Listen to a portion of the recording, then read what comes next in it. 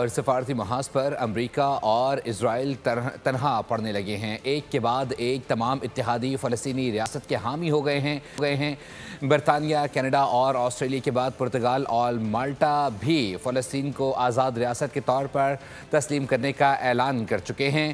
امریکہ نے اعلان نمائشی اقدام قرار دے دیا ہے۔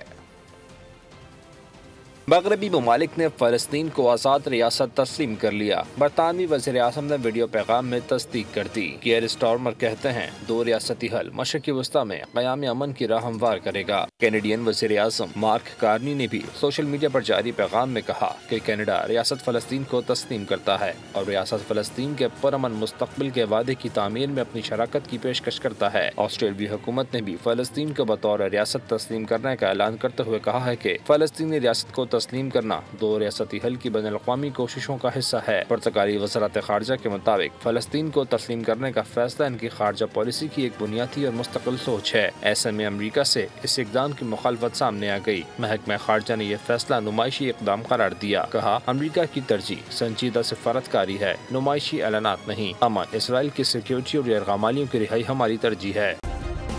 سبسکرائب کریں اور بیل دبائیں تاکہ کوئی خبر رہ نہ جائے۔